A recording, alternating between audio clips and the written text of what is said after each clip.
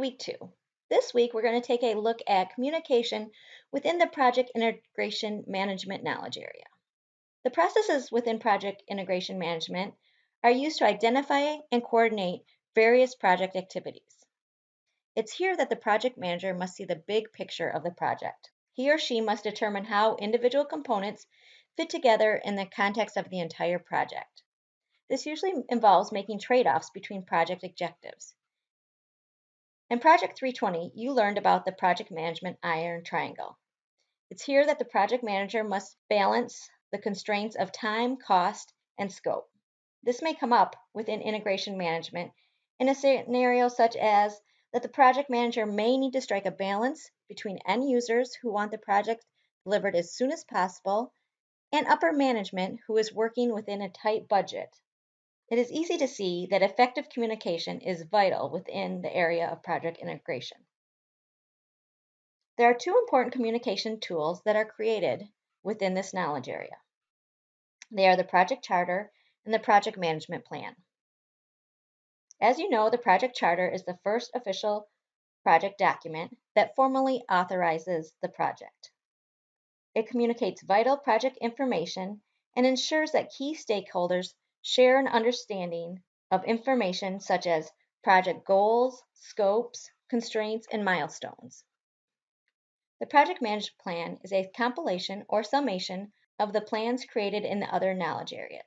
These would include cost management plan, quality management plan, risk management plan, and so on. Other communication tools that you'll be introduced to this week are project status reports, meeting minutes, and project kickoff meetings. You will also be introduced to communication barriers. These are things that prevent someone from receiving and understanding the message that a sender is trying to convey. There are a large number of barriers that exist, and they often affect how messages are received. Barriers such as language differences, personal biases, cultural differences, etc. It's very important for a project manager to be aware of these barriers and take precautions to minimize the effect they have within the project. This week's discussion thread is based on an article you will be reading. The article discusses that a project manager will be communicating with many different people within the project.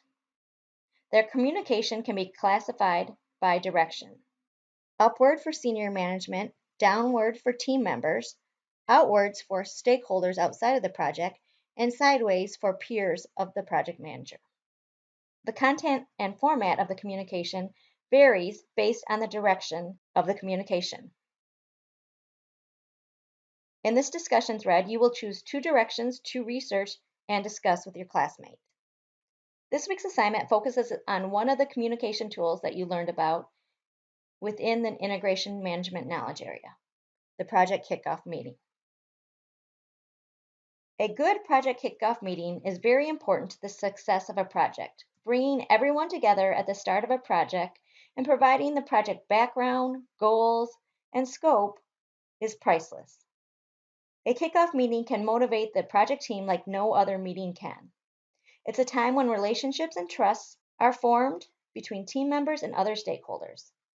From a communication standpoint, the kickoff meeting provides an excellent opportunity to make sure everyone has important project info and is engaged. In this week's assignment, you will delve into what is involved in a kickoff meeting.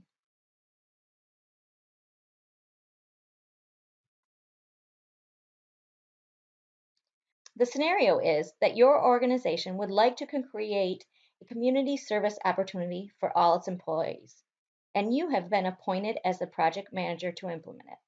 For this assignment, you will choose the type of service project your organization is going to implement.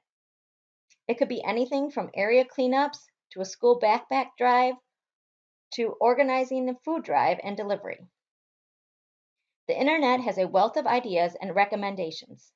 Pick something that interests you and have fun with it. You will be creating a plan for the project's kickoff meeting.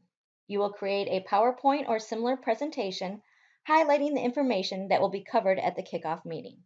Your presentation should include, but is not limited to, the project description, What is the project going to involve? What can you say about the project that will pique the interest of those attending the meeting?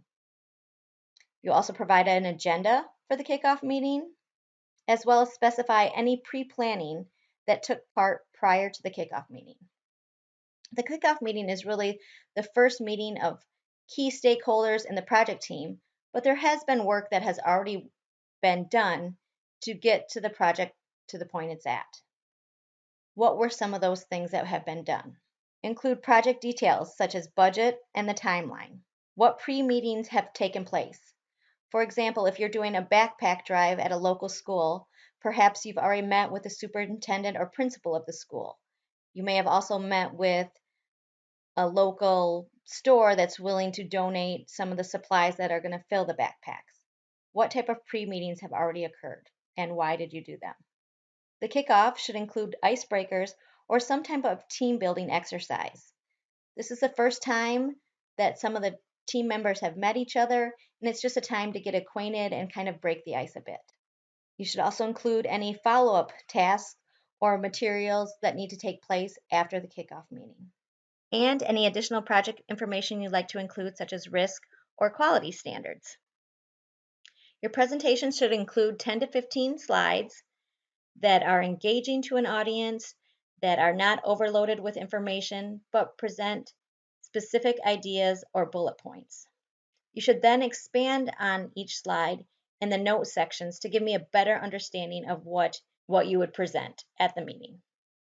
You will submit your presentation as well as a 1 to 2 paragraph narrative that provides a summary of how you went about the assignment, any challenges you faced, or any lessons that you learned through this assignment. You should also include 3 references that you used as you prepared this presentation.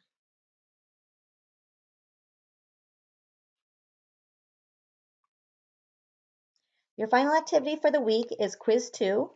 Again, this will include multiple choice, true and false, as well as short answer questions. I will attempt to grade your Quiz 1 early in the week so that you have a better understanding of my expectations with regards to the quizzes. Hopefully this gives you a little more background for week 2 activities. Please reach out to me with any questions you have. Have a great week.